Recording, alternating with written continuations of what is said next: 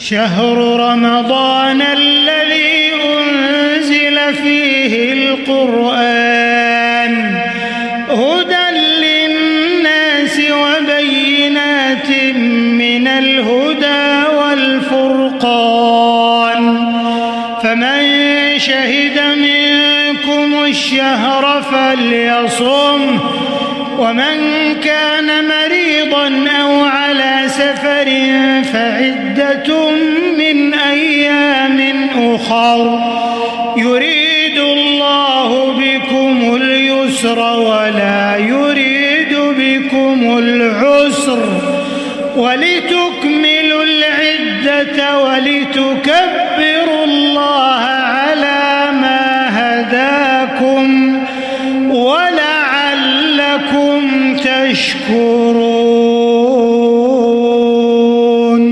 وإذا سألك